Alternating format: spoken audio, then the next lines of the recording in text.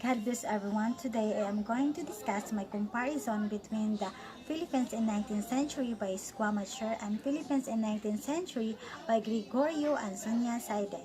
Isa in the context of the 19th century by Schumacher described the Philippines by singling out major economic, political, cultural, and religious developments of the 19th century that influenced Rizal's growth as a nationalist and conditioned the evolution of his thought. In terms of economical development, Philippines exported agricultural products, and only the one who controlled the rice, sugar, and abaca profited the most.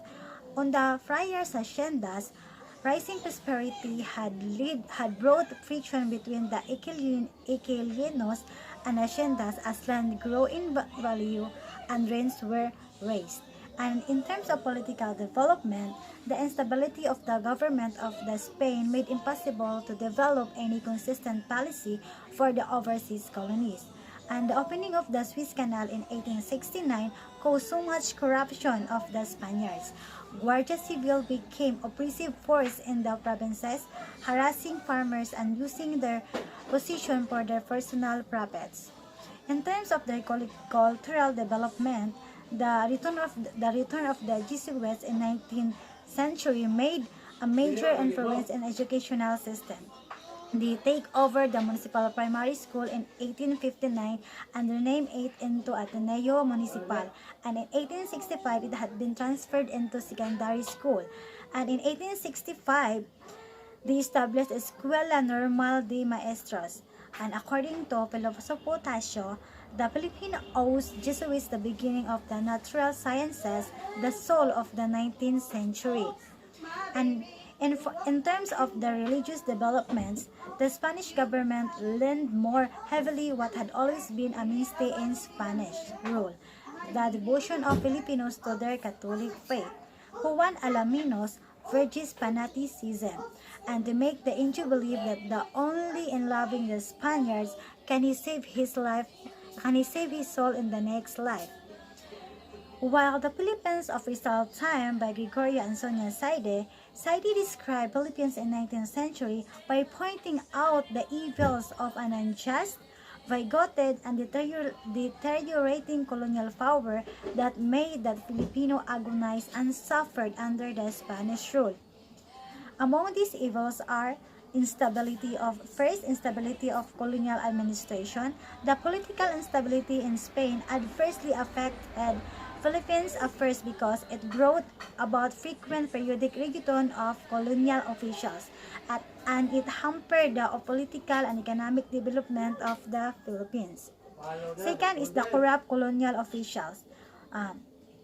Some of these corrupt colonial officials are General Rafael de Izquierdo, Admiral Jose Malcampo, General Fernando Primo de Rivera, General Valeriano Wheeler, and General Camilo de Polavieja. Third is the Philippine representation in the Spanish Cortes. Benora de los Reyes was the first Philippine delegate, took active part in the framing of the Constitution in 1812, and was one of the 184 signers. And his another achievement was the abolition of the galleon trade. And in 1837, the representation of the overseas colonies including Philippines was abolished, and it worsened the condition of the Philippines. Next is no equality before the law.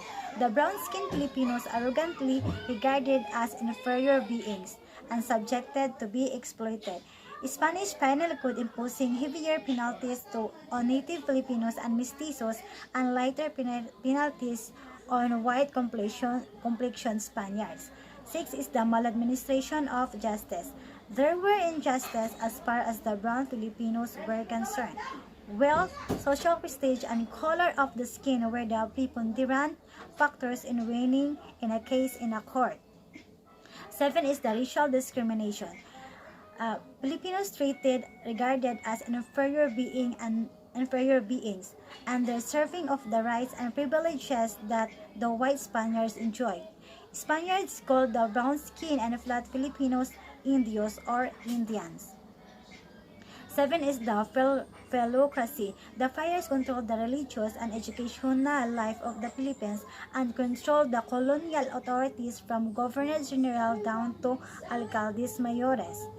9 is the first labor, also known as the pulo. It was the compulsory labor imposed by the Spanish colonial authorities on adult Filipino from 16 years old to 60 years old were an obliged to render first labor for 40 days a year, and later it reduces into 50 days a year by the Council of the State. 10 is the hacienda owned by the friars. Spanish friars were the richest landlords, for they were owned the best haciendas in the Philippines. According to Rizal, the friar ownership of the productive lands contributed to the economic stagnation of the Philippines. Last is the Guardia Civil.